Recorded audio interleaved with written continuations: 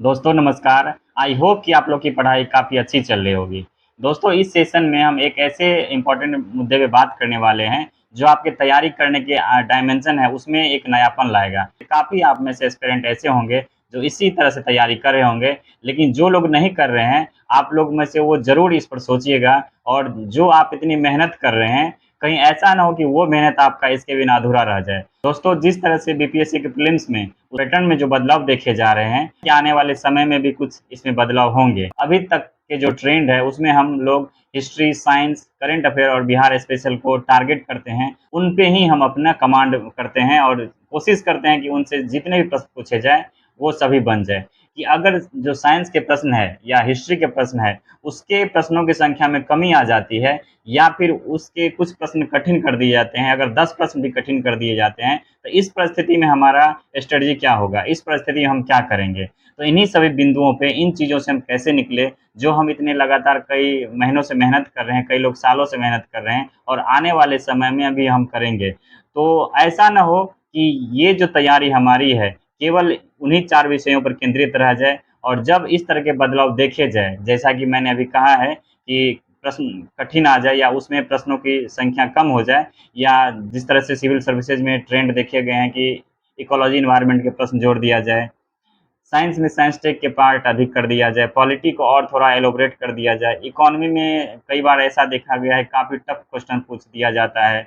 तो अगर इन चीज़ों के लिए अगर हम अपने आप को तैयार नहीं करेंगे, तो ये हमारा जो मेहनत है वो नकारात्मक ना हो जाए। तो इसलिए इससे बचने के लिए हमें अपने आप को एक ऐसे स्ट्रेटजी पे फ़ोकस करना पड़ेगा, जो किसी भी परिस्थिति में हमें प्रीलिम्स को क्लियर करवा दे। तो इन्हीं सब भी बिंदुओं पे चलिए बात करते हैं और समझने की कोशिश करते हैं, उनका समाधान क्या है और उसको किस तरह से कंप्लीट किया जा सकता है, ताकि जो भी हमारे पास अभी समय है, जितने हमारे पढ़ाई के घंटे हैं, जो भी हमारा डेली का रूटीन है, उसी में वो सब भी कंप्लीट हो जाए। दोस्त जो भी हम लोग अपने से विश्लेषण करते हैं प्रश्नों को देखकर, तो यही सब हम निष्कर्ष निकालते हैं कि 4 सब्जेक्ट पे ही हमें काम करना है। लेकिन कि अगर इनमें थोड़ा-सा बदलाव हो जाता है, तब हम क्या करेंगे?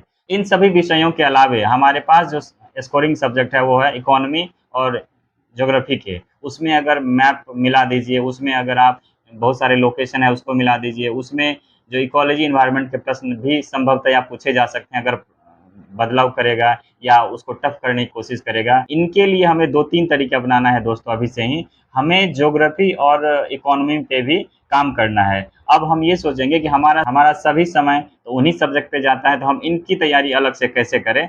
हमें ये ध्यान रखना होगा कि जो भी हमारे स्टडी आवर हैं, उनमें से ही हम अपने समय को इसके लिए बचाएँगे। अगर आप उनमें से अब इस समय को नहीं बचा पाते हैं इस सब्जेक्ट के लिए, तो आपको 2 घंटा दोस्त निकालना पड़ेगा। अगर आप 10 घंटे पढ़ते हैं, तो आप में उसको 2 घंटे जोड़ना पड़ेगा या अगर आप उससे अधिक घंटे पढ़ते हैं, तो जो भी आपके स्टडी आवर है, उन्हीं में से आपको ये निकालना पड़ेगा।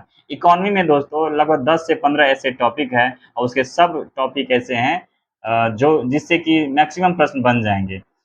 हम इसके लिए क्या करेंगे, एक काम तो आपको ये करना है कि आपको 2 घंटे एक्स्ट्रा निकालना है उसके लिए और जो दूसरा काम है वो हम क्या करेंगे कि जो हमारे करंट अफ़ेयर की चीज़ें हैं, जो इकोनॉमी से रिलेटेड है, उसका हम अपने तरीके से भी कुछ आने वाले समय में जो भी इम्पोर्टेंट मुझे लगेगा, वो करवाएँगे। इसका फ़ायदा ये होगा कि प्रीलिम्स में अगर पैटर्न में कुछ बदलाव होता है या तो उस परिस्थिति में आपको ये काम दे देगा। नहीं तो होगा दोस्त, इतने मेहनत करते आ रहे हैं आप सभी और पता चलेगा कि उस टाइम में थोड़े बहुत अगर और कर लिए होते, हम इकोनॉमी पे, ज्योग्राफी पे, पॉलिटी पे या जो भी और कंटेम्परेरी चीज़ें होती है, जो उस पे भी काम कर लिए होते, तो हमारा ये मेहनत सफल हो जाता और हमारा प्रीलिम्स क्लियर हो जाता। तो दोस्तों यही सारी चीज़ें हैं, आपको हर सब्जेक्ट के लिए तैयार होना पड़ेगा।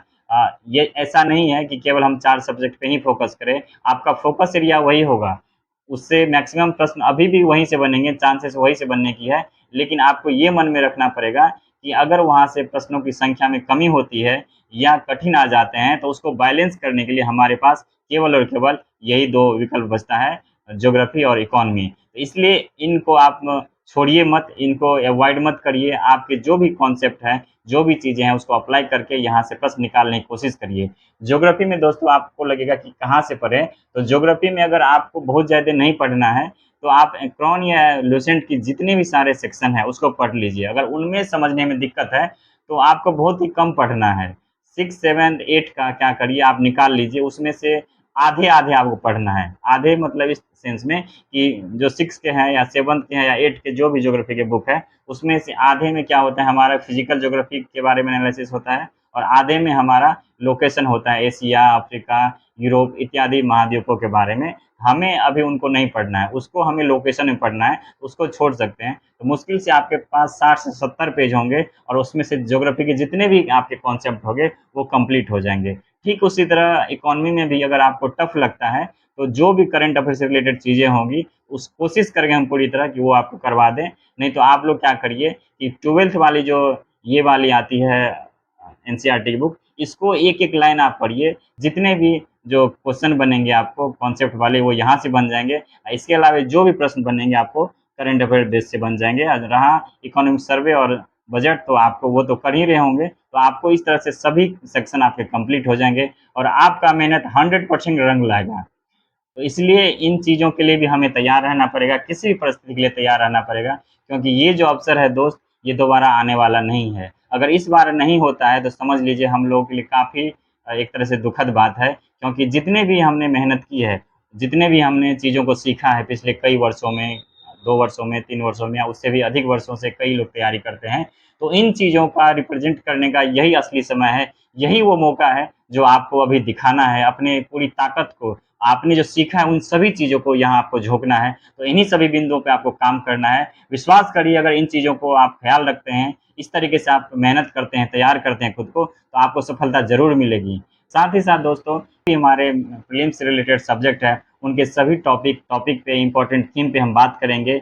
जहाँ से प्रश्न अभी तक बने हैं, ये खोज-खोज कर निकाल लेंगे प्रीवियस ईयर क्वेश्चन से। जहाँ से संभावना होगी हम उन सभी टॉपिक पे बात करेंगे, थीम पे बात करेंगे, सब्जेक्ट का अलग-अलग। तो बने रहिए इस चैनल पे, अगर नए हैं तो इसको सब्सक्राइब ज़रूर करिए। आने वाले समय में आपको इस प्लेटफ़ॉर्म से आपको काफ़ी सारी चीज़ें सीखने को मिलेगा। प्रीलिम्स के बाद हम मेंस के लिए भी बहुत सारा काम करने वाले हैं, आंसर राइटिंग पे, ऐसे पे। आपको कंप्लीट प्रिपरेशन करने में काफ़ी मदद मिलेगा। अपने हेल्थ का ख़्याल रखिए, अच्छे से पढ़ाई करते रहिए, समय बहुत कम है। हेल्थ का ख़्याल रखना काफ़ी इम्पोर्टेंट है दोस्त, क्योंकि हम लोग पढ़ाई में या दूसरे तरह के कामों में इतने व्यस्त हो जाते हैं कि हेल्थ को सिर्फ़ साधन बना लेते हैं। इसलिए अपने हेल्थ का ख़्याल रखिए, अच्छे से पढ़ाई करते रहिए, बने रहिए इस चैनल पे। आप लोग का बहुत-बहुत धन्यवाद।